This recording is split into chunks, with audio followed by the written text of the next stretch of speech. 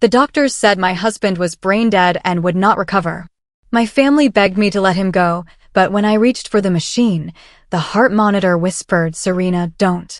It wasn't a glitch. It wasn't static. It wasn't the sound machines make when something fails. It was a voice, low and deliberate, using the exact way he said my name, wait on the middle syllable, the way only Daniel ever said it. I pulled my hand back. My sister was in the doorway. My mother was in the hallway. The doctor had explained everything twice that morning using words like irreversible and no meaningful recovery and the kindest thing. Every person who loved me had gathered in that hospital to help me do something I could not make my body do. And then the machine spoke. And I understood, standing in that room with my hand pulled back and my heart hammering and 11 days of grief pressing down on my chest, that I was not ready to accept that what I had just heard was impossible simply because it was supposed to be. My sister said his name softly from the doorway. She meant it as comfort. It landed like pressure. I turned around. "I need more time," I said. She looked at me the way people look at someone they love who is not yet where they need them to be. "Serena," she said. "He's already gone." But he had just said my name. And whatever was left of Daniel Calloway inside that broken body had used the only thing available to it to tell me one thing. Don't. Daniel Calloway built our porch over 2 summers, taking his time the way he took his time with everything. He coached youth soccer on Saturday mornings. He left coffee on the counter before I woke up with post-it notes that said things like "the birds were loud this morning" or "don't forget your umbrella, it's going to try something today." He was the kind of man who paid attention to small things. Being loved by him felt like being genuinely seen. He had been driving home from his brother's house on a Tuesday night when a car ran a red light and hit the driver's side at full speed. The doctors at Mercy General were honest from the first day. Severe brain injury. Significant swelling. 11 days of treatment that had not moved the scans in the direction anyone needed. The neurologist used the words brain dead with the precision of someone who understood those 2 words were not a medical update but a dismantling. My family gathered the way families do, with food and quiet voices and the collective weight of people who loved me and had already accepted what they needed me to accept. My sister Bridget held my arm everywhere we walked. My mother answered calls I couldn't take. Daniel's brother Marcus stood at every window in every room we occupied and looked outside with his jaw working and said very little. I was the only one who hadn't let go. Not because I didn't understand the scans. Not because I thought the doctors were wrong. But because 11 days in, I was not ready to accept that the last thing Daniel would ever say to me was the sound of metal on a Tuesday night. Then the machine said my name. And I understood that I had been right to wait. The family meeting happened Wednesday morning in a small room off the neurology ward. Dr. Ellison explained the scans clearly, passed the tablet around, answered every question. He used the phrase "no pathway to recovery" twice. He was kind about it, the practiced kindness of a doctor who had delivered this category of news many times and understood that gentleness and honesty were not opposites. The decision, he said, was mine. As Daniel's wife. As next of kin. My mother held my hand through the whole meeting. I said I needed a few days. Nobody argued, though I felt the effort it cost them not to. I went back to Daniel's room alone afterward, the way I did every day, sometimes 3 times a day. I sat in the chair beside his bed and held his hand and talked to him about small things, the porch, the soccer team, a book I'd been reading that he would have had opinions about. The nurses had stopped giving me pitying looks. They simply let me come and go. That morning I sat beside him and looked at his face and said out loud, to the room, to him, to whatever remained if anything did, I don't know how to do this. Everyone is telling me the right thing and I still can't make my hand move. I stood up. I reached toward the ventilator. My hand was 6 inches from the machine when the heart monitor whispered, "Serena, don't." I pulled my hand back so fast I knocked the chair behind me. The room was exactly as it had been. Every monitor displayed its ordinary numbers. The ventilator moved air with mechanical patience. Nothing had changed on any surface or any screen. I stood completely still for a long time. Then I looked directly at the heart monitor and said, barely above a whisper, "Daniel. Was that you?" The display showed his heart rate steady and unchanged. But the rhythm, the specific rhythm of the beeps, shifted for 4 seconds into something that was not random and not mechanical. 3 syllables, rising and falling in the exact way he said my name. Not Serena the way strangers said it. The way he said it. Then it returned to baseline. I sat back down. I pressed both hands flat on my knees to stop them shaking. I looked at his face and understood two things simultaneously. Something was still in there. And I was the only person in that hospital who was going to believe it. I did not tell my family about the whisper. I understood exactly how it would sound. Grief did things to people that looked like denial from the outside and felt like clarity from the inside. The people who loved me were already worried. Adding a voice from a heart monitor would not help my case. It would end the conversation before it started. So instead, I asked a question. Dr. Ellison was doing morning rounds when I stopped him in the corridor outside Daniel's room. Is it possible, I said, for awareness to exist in a way your current scans wouldn't detect? He didn't dismiss it, which I respected. He told me about covert awareness, documented cases, rare but real, patients who showed no external signs of consciousness, but demonstrated under specific testing conditions that something was present. He told me the research was still developing. He told me standard protocol for cases like Daniel's didn't routinely include this testing. I want it done, I said. Serena, I don't want to give you false. I'm not asking for hope, I said. I'm asking for thoroughness. Test him before I make a permanent decision. He looked at me for a moment. There's a specialist at the university hospital, he said finally. Dr. Mara Chin. She consults on these cases. I'll contact her today. Thank you, I said. I went back to Daniel's room and sat close and said quietly, I'm buying us time. But I need you to help me. Whatever you did yesterday, I need more. The monitor beeped steadily. Then my sister Bridget appeared in the doorway with 2 coffees and the careful expression of someone arriving with an agenda wrapped in kindness. Mom's downstairs, she said. We thought we could all have lunch together. In a while, I said. Bridget came into the room and set a coffee on the table beside me and looked at Daniel for a long moment before she looked at me. The longer we wait, she said gently, the harder it gets. For you especially. I've requested an additional test, I said. Something the standard protocol doesn't include. I want it done before anything else happens. Bridget's expression shifted from gentle to careful. What kind of test? Covert awareness testing, I said. It checks for consciousness that standard scans might miss. Serena. Her voice was soft but firm. Dr. Ellison has been very clear about what the scans show. Dr. Ellison agreed to make the call, I said. So I'm waiting. She looked at me the way she had in the doorway the day before, the same expression, the one that said she loved me and was frightened for me and didn't know how to help me without agreeing with me. She left without finishing her coffee. That afternoon, Marcus knocked on the open door of Daniel's room, which surprised me because Marcus had been the quietest of everyone, moving through the hospital on the edges of conversations rather than at the center of them. He came in and sat in the chair on the opposite side of Daniel's bed from mine and looked at his brother's face for a long time without speaking. He wouldn't want you to suffer, Marcus said finally. It was what everyone said. The standard sentence for this situation. He also wouldn't want me to give up on him before I'd done everything available, I said. That's equally true, and nobody seems to want to say it. Marcus looked at me across the bed. What are you not telling me? He asked quietly. I studied him for a moment. Marcus was the one member of this gathered family who had said the least and observed the most. He had known Daniel for 34 years. He had been the person Daniel called first when anything significant happened, before he called me, which was not something that had ever made me jealous because the relationship between them was the kind you recognized and respected rather than competed with.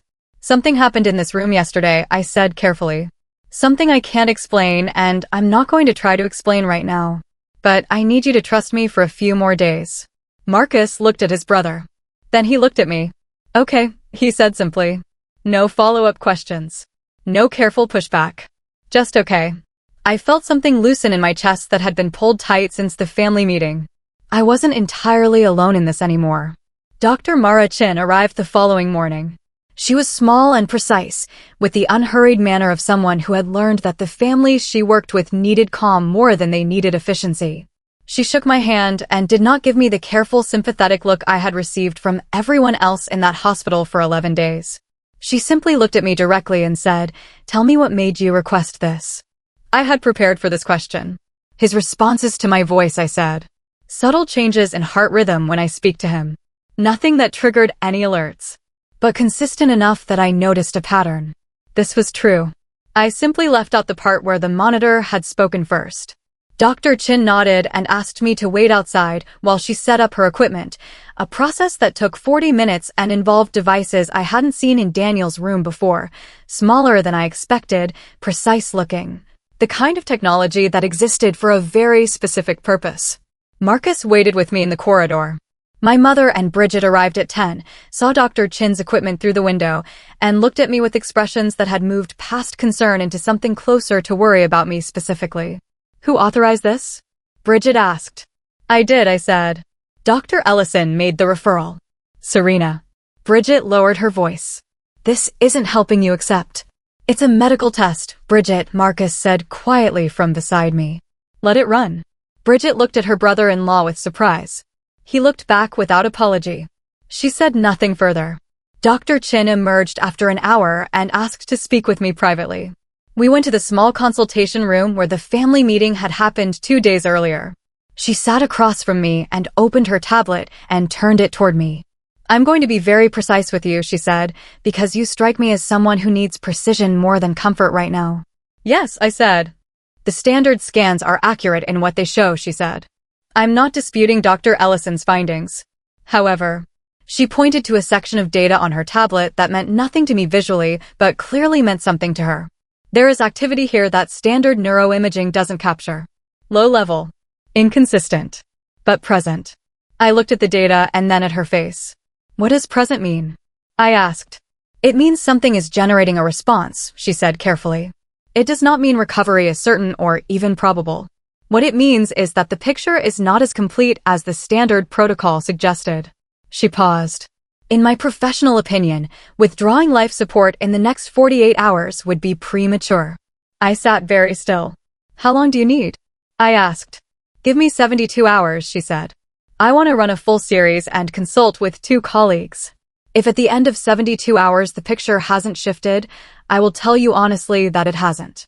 But I won't ask you to make this decision before I've finished looking. I nodded. One more question, I said. Is it possible for residual consciousness, however minimal, to produce external effects? On equipment in the room. Dr. Chin looked at me carefully. There is emerging research on that, she said slowly. Electromagnetic sensitivity in certain brain states. Nothing conclusive. But the researchers asking the question are serious people.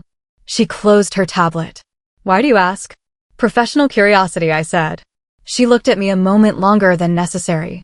I'll begin the full series this afternoon, she said. I walked back to Daniel's room and sat beside him and pressed his hand between both of mine. She found something, I said quietly. 72 hours, Daniel. I need you to use them. The monitor beeped steadily. Then quietly, briefly, the rhythm shifted into 3 syllables I recognized before it returned to baseline. My mother requested a family conversation that evening. We gathered in the family waiting room at the end of the neurology ward, the 5 of us, my mother, my sister Bridget, Marcus Daniel's brother and Daniel's Aunt Roslyn, who had driven up from 2 states away, and me. The room had chairs arranged along the walls and a coffee machine that had been making the same mediocre coffee for what looked like several decades. My mother spoke first, which was always how it went.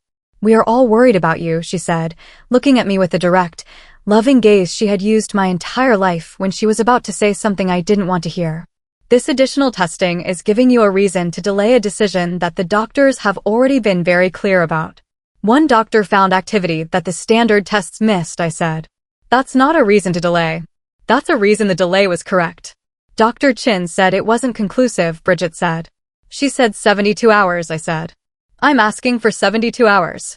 Roslyn, who had been quiet until now, leaned forward with the particular authority of an older woman who had decided she had been quiet long enough. Serena, I have known Daniel since he was 4 years old. He would not want to be kept in that bed if there was no real hope. You know that. I know he also wouldn't want me to stop looking before I'd finished looking, I said. And I know that because I knew him. All of you knew him. None of you knew him the way I did. The room went quiet. It wasn't a cruel thing to say. It was simply true, and everyone in the room understood it was true, which was why it landed the way it did. Marcus stood up from his chair and got coffee from the machine that nobody actually wanted and stood at the window with his back to the room, which I had come to understand was his version of taking a breath before he spoke. 72 hours, he said, without turning around. We give her 72 hours, and then we have this conversation again with whatever Dr. Chin finds. Bridget looked at her hands. My mother looked at me for a long moment with an expression that moved through several things before it settled into something that was not agreement, but was the closest thing to it she could currently reach. 72 hours, she said quietly. And then we face this together. All of us. I nodded. I went back to Daniel's room at 9 that evening when the ward had gone quiet and the corridor outside held only the soft sounds of a hospital at night. I sat beside him and turned off the overhead light and sat in the glow of the monitors and talked to him the way I had every evening for 11 days, quietly and specifically and without performing hope for anyone watching. Your family is here, I said. Marcus has barely slept. Your mother called twice from overseas, but I couldn't talk to her yet. Rosalind drove 8 hours. I paused. Everyone who loves you is in this building, Daniel. I need you to understand what that means. I need you to understand what it costs us to be here and what it will cost us to leave. The monitor beeped. I leaned forward with my elbows on my knees and looked at the display. I can't keep fighting for 72 hours and then discover I was wrong, I said. I need to know I'm not wrong. I need something tonight that I can hold on to for the next 3 days. The room was still. Then Dr. Chin appeared in the doorway, which surprised me because it was past 9 and I had not expected her back until morning. She was holding her tablet and her expression had shifted from the composed precision of the morning into something that was trying very hard not to be excitement and not entirely succeeding. I need to show you something, she said. She came into the room and turned the tablet toward me, pointing to a graph of activity recorded over the previous 6 hours. This is from the sensors I placed this afternoon, she said. Watch the line between 4 and 4:15. I watched the line. It spiked. Not randomly. In a pattern that rose and fell with a specific rhythm of a repeated sequence, 3 beats, pause, 3 beats, pause, consistent across 11 minutes. What is that? I asked, though something in my chest already knew. A response, Dr. Chin said quietly. To your voice. Recorded while you were in the room at 4 o'clock this afternoon. She lowered the tablet. Serena, something in there is listening. I stared at the graph on Dr. Chin's tablet until the line stopped being data and became something I could feel. 11 minutes of consistent response. 3 beats, pause, 3 beats. Not random interference. Not mechanical noise. A pattern generated by something reacting specifically to my voice in a room where every medical professional had spent 11 days telling me there was nothing left to react. Does this change his diagnosis? I asked. It complicates it, Dr. Chin said carefully. Brain death is based on the absence of measurable activity and the absence of response to external stimuli. What I recorded this afternoon is a response. Minimal, but present. And it should not be there if the diagnosis is complete. What happens now? I asked. I need all 72 hours, she said. And I want to bring in a colleague. A neurologist named Dr. Warren who specializes in disorders of consciousness. I trained under him. I want another set of eyes before I draw conclusions. How soon? I asked. I already called him, she said. He arrives tomorrow morning. After she left, I sat beside Daniel and held his hand. She found you, I whispered. Now I need you to let Dr. Warren find you too. The monitor beeped steadily. Then my phone buzzed. A text from Marcus at 9:47. Can you come to the waiting room? Something happened. Don't tell Mom yet. Marcus was alone when I arrived, sitting forward with his elbows on his knees, looking shaken in a way I had not seen from him across 11 days of careful composure. He reached into his jacket and handed me a folded piece of paper. I found this in Daniel's glove box, he said. I went to get his wallet from the hospital storage. The insurance company needed a policy number. I unfolded it. Daniel's handwriting. A note on the back of a gas station receipt. Dated the Tuesday of the accident. It said, if anything ever happens to me, don't let them decide without you. You always knew things other people missed. Trust that. Love, D. I read it 3 times. My hands were completely still. He had written this the day he died. Before the accident. He knew something might happen, I said. I don't know what he knew, Marcus said. But there's something else. He paused. I spoke to the detective handling the case today. They found the car that hit Daniel. Reported stolen 2 days before the accident. No signs of braking before impact. None. The waiting room felt suddenly smaller. They think it was intentional? I asked. They're investigating, Marcus said carefully. But Serena, 6 weeks before the accident, Daniel called me. Said he'd found something in his company's accounts. Something he didn't understand yet. Marcus met my eyes. He never called me back about it. I looked down at the note in my hands. Trust that. Love, D. Daniel had not just been fighting to survive in that room. He had been trying to tell me something the whole time. I did not sleep. I sat beside Daniel through the night, turning everything Marcus had told me into a list on the back of an envelope I found in my bag. 6 weeks before the accident, Daniel had found something in his company's accounts. He had called Marcus. He had gone quiet. 3 days before the accident, he had written me a note. The car that hit him showed no signs of braking. 4 facts. 1 shape. At 7, Marcus arrived with coffee and looked at the envelope without asking. His manager, I said. Gerald Hoyt. I need to speak to him. Carefully, Marcus said. Very carefully, I agreed. Dr. Warren arrived at 8:30. Older than Dr. Chin, with the quiet authority of someone whose expertise had been tested enough times to simply become how he moved through rooms. He reviewed Dr. Chin's findings in the doorway and went directly to Daniel without preamble. We waited outside. My mother arrived at 9 with Bridget and Roslyn. Diane slowed when she saw Marcus and me standing together and read something in our posture before she reached us.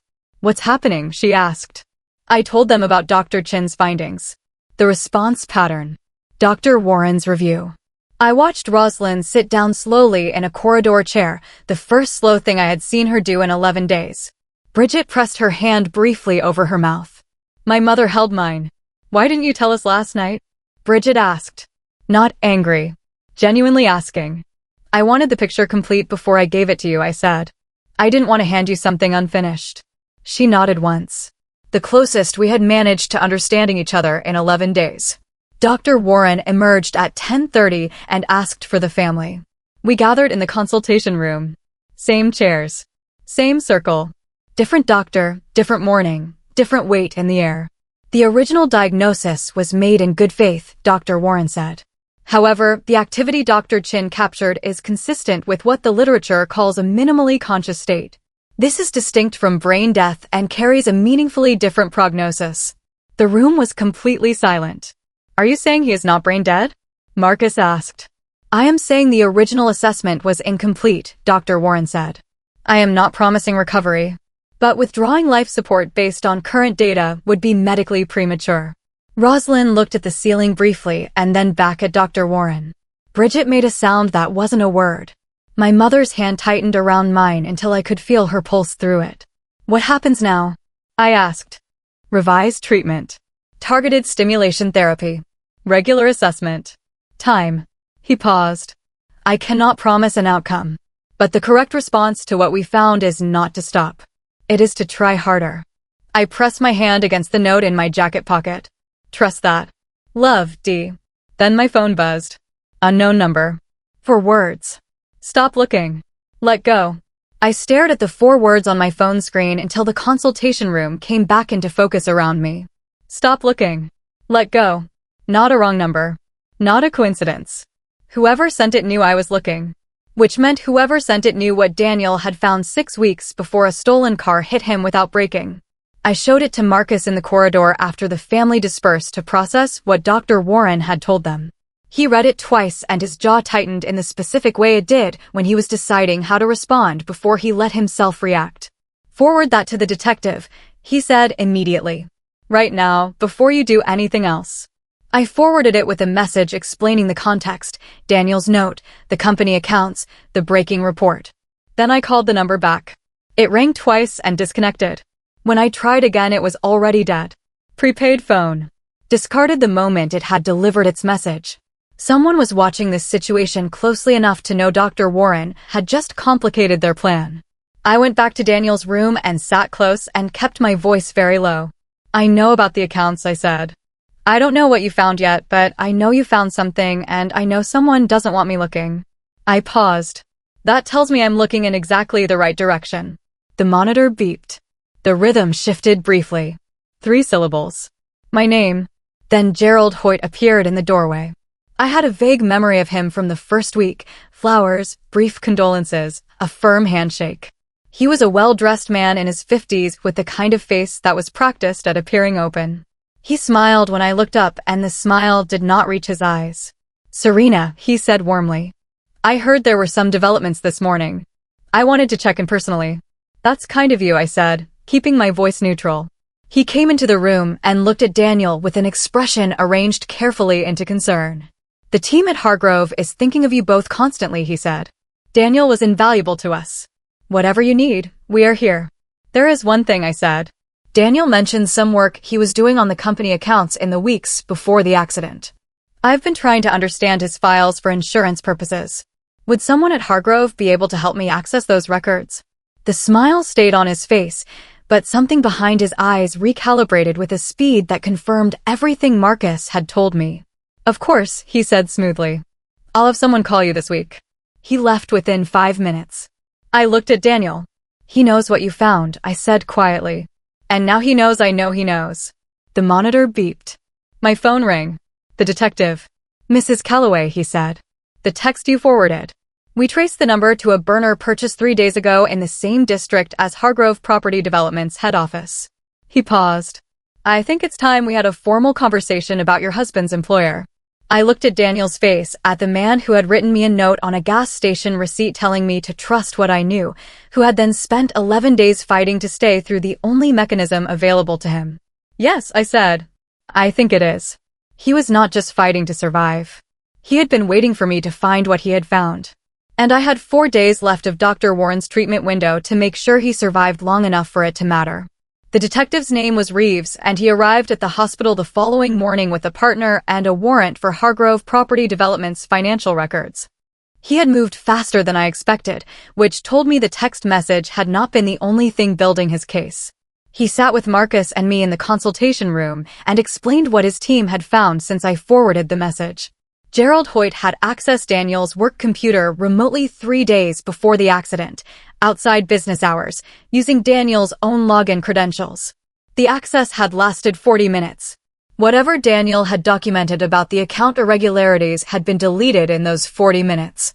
What Hoyt had not accounted for was that the company's server automatically backed up all deleted files to an off-site archive every 72 hours. The backup existed. Daniel's documentation existed inside it. "What did he find?" I asked.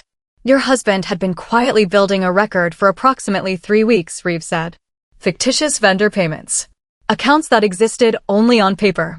Over 4 years, approximately $2.3 million moved out of Hargrove's client funds into accounts we've now traced to Gerald Hoyt directly." He paused. Daniel had enough documentation to end Hoyt's career and his freedom. Hoyt knew Daniel had found it. We believe the stolen vehicle was not a coincidence. Marcus sat very still across the table. I thought about Daniel in his car on a Tuesday night, driving home from his brother's house, carrying information he hadn't yet decided what to do with, not yet knowing that the decision had already been made for him. "Is Hoyt being arrested?" I asked. "This morning," Reeves said. "The financial fraud case is solid. The vehicle investigation is ongoing, but the circumstantial case is strong enough to hold him while we build it." I thanked him, and he left. Marcus and I sat in the empty consultation room for a moment without speaking. "Daniel was trying to do the right thing," Marcus said finally. "He found something wrong, and he was building a case before he reported it because he wanted to be certain before he accused anyone." "That is exactly what he would do," I said. I went back to Daniel's room. For days into Dr. Warren's revised treatment, the monitoring equipment had begun showing longer response windows. The 3-syllable pattern appeared more frequently and lasted longer each time. Dr. Chin called it encouraging with the careful restraint of a scientist who understood the distance between encouraging and certain. I sat beside him and held his hand and told him everything. Hoyt. The backup files. The arrest. Reeves. All of it, quietly and specifically, the way Daniel had always wanted information delivered, without drama, just the facts in the right order. The monitor showed the longest response window yet as I spoke. For minutes of consistent activity, unbroken. "You did the right thing," I said. "You always do the right thing. That's who you are." On the 9th day of Dr. Warren's protocol, Daniel moved his hand. Not dramatically. Not the sudden awakening of films and wishes. Just his fingers, tightening slightly around mine, a pressure so small that a different person in a different state of attention might have missed it entirely. I did not miss it. I pressed the call button for the nurse and kept my hand exactly where it was and leaned close and said his name, the way he said mine, with the weight in the right place, meaning it rather than just saying it. His fingers tightened again. Dr. Warren was in the room within 4 minutes. Dr. Chin arrived behind him.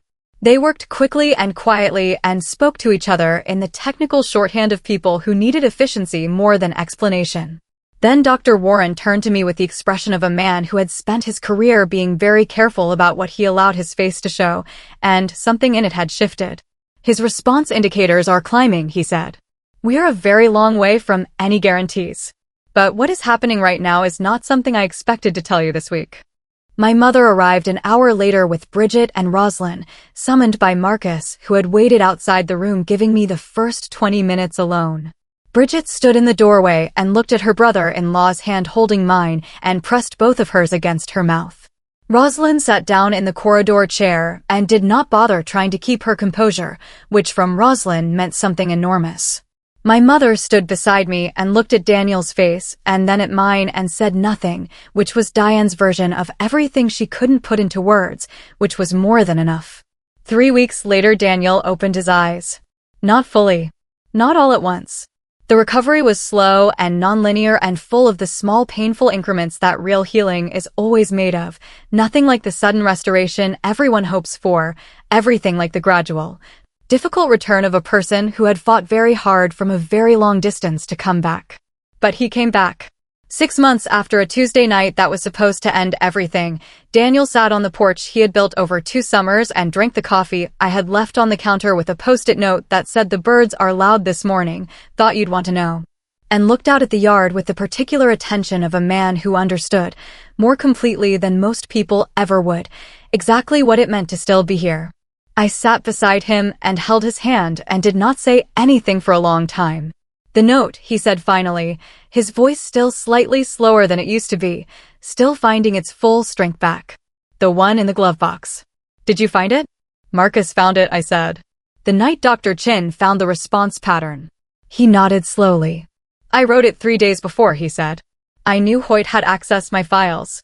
I knew what that meant. I didn't want to frighten you, but I needed you to know, if anything happened, to trust yourself. He paused. I knew you would fight for me when nobody else believed there was anything left to fight for. I thought about the heart monitor. About 3 syllables and the exact cadence of the way he said my name. About a voice that had known exactly what to say and exactly when to say it. How did you do it? I asked. The monitor. How did you reach far enough to do that? Daniel was quiet for a moment. I don't remember much from in there, he said. It was like being underwater in the dark. I could hear your voice, but I couldn't get to it. He looked at our hands. I just remember understanding that if I didn't find a way to reach you, you were going to let go. And letting go was the one thing I could not allow. I looked at him in the morning light on the porch he had built with his own hands and thought about the things that existed between what was possible and what was impossible. About the narrow space where love and desperation and the refusal to disappear could apparently combine into something that knew a woman's name and knew exactly when to use it. You always knew things other people missed, he said quietly. I leaned my head against his shoulder. You told me to trust that, I said. I did, he said. I did, I said back. The birds were loud that morning. We stayed on the porch until the coffee went cold, and neither of us moved to go inside, and neither of us needed to say anything more about any of it. Some things do not require explanation to be completely, permanently, and undeniably true.